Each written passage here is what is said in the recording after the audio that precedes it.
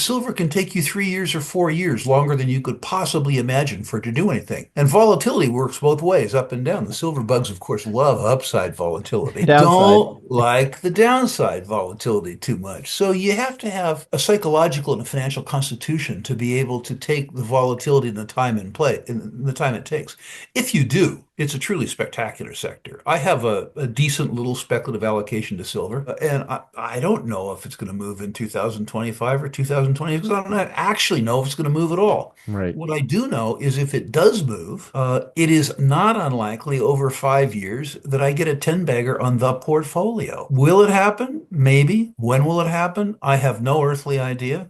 So people have to take it for that. Historically, the bull market for precious metals has followed a familiar pattern. RickRule from Rule Investment Media notes that cycles often start with gold, driven by fear-based buying, followed by general investors entering for greed. Mid-cycle, silver usually takes the lead, outperforming gold. However, this time, silver might break from tradition and outperform gold earlier than expected. Traditionally, silver lags behind gold, playing catch-up towards the latter stages of a bull market. This trend was evident during the 1970s bull market and in the early 2000s. More recently, the COVID-era rally from 2018 to 2021 demonstrated a similar dynamic. Gold surged from $1,200 to $1,600 before silver charts showed significant movement. However, the present market environment suggests a shift. Rising economic uncertainties, inflationary pressures, and increased investor interest in safe haven assets have propelled silver into the spotlight earlier than usual. Technical and fundamental indicators now suggest strong bullish momentum for silver, setting it apart from previous cycles. Despite its potential, silver remains one of the most volatile assets in the precious metals sector. RickRule cautions that silver can remain stagnant for extended periods before making sharp moves in either direction. Patience and the ability to withstand price fluctuations are crucial for investors looking to capitalize on silver's potential. A critical technical signal for silver's next breakout is its movement above the $32 to $33 resistance zone, which has acted as a significant barrier over the past year.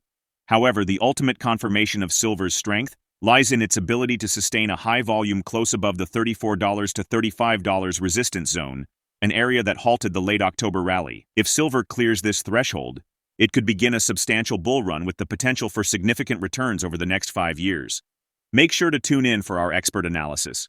Don't miss out on future content. Hit the subscribe button and turn on notifications to stay in the loop. Your support is greatly appreciated. My experience has been that precious metals bull markets get kicked off by gold. It's the fear buyer. There's two great investment motivators, of course, greed and fear. But the fear buyer is first. And the momentum needs to be established by gold before the generalist investor comes down into the space. And the generalist investor comes into the space because of greed. Midway through a precious metals bull market, when the generalist investor comes into the space, leadership changes to silver. It moves further and faster. And by the way, for people who haven't experienced a silver bull market, you won't have to ask RickRule if you're in one. Yeah, when it moves, it really truly moves.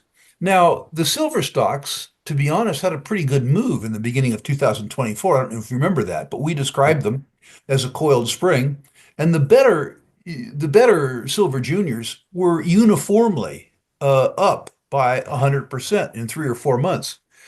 They came off some. The truth is, first of all, that the subset of high quality juniors, junior silver companies, within the universe of silver juniors is fairly small. Silver this, silver that. There's probably 60 or 70 silver juniors.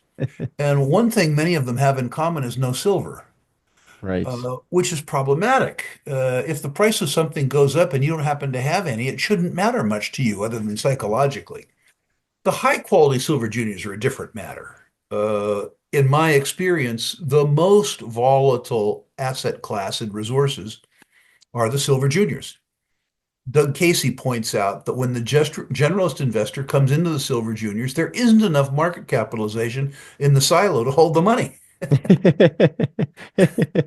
And they do some truly absurd things, Ivan. Most of your listener base will be too young to remember this. But in the decade of the 1970s, one little tiny Spokane penny stock called Coeur d'Alene. Come 1990, by the way, though, we launched a couple little silver stocks, one called Silver Standard, Went from 72 cents to 45 bucks in 6 years. The Jeez. other did a little better. It was Pan American Silver. It also went to 45 bucks, but it started at 50 cents. Silver can take you 3 years or 4 years longer than you could possibly imagine for it to do anything. And volatility works both ways, up and down. The silver bugs, of course, love upside volatility, They but hate the they downside. don't like the downside volatility too much. So you have to have a psychological and a financial constitution to be able to take the volatility and the time in play and the time it takes.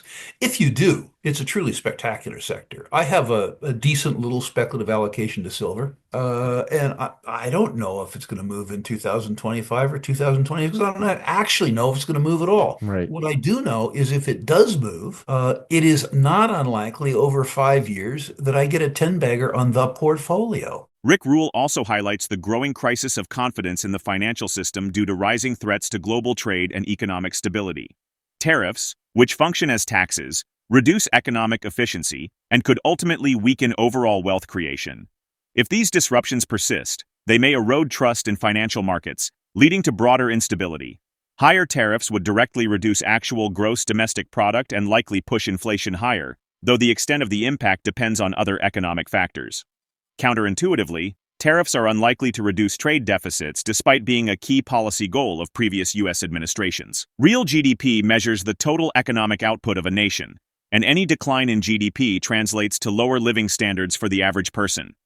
If the contraction in GDP is severe, it could push the economy into recessionary territory, contributing to market volatility. Equity prices have already responded to these risks as investors gauge the potential fallout. Although tariffs on Chinese goods are more likely to be implemented, they would likely impact GDP less than uniform tax hikes. A full implementation of a 10% uniform tax and a 60% tariff on Chinese goods could more than quadruple the current tariff rate, pushing it to at least 15%, the highest level seen in the U.S. since the early 1930s. Let's get back to the interview. I think we could have a crisis of confidence. I'm not saying you're going to, but we have a situation, as an example, where the good parts of globalism, I'm talking about global government, but I'm talking about trade, are really under threat. Tariffs, as an example, are taxes. Yeah. Okay. And taxes suck. That means tariffs suck. Yeah.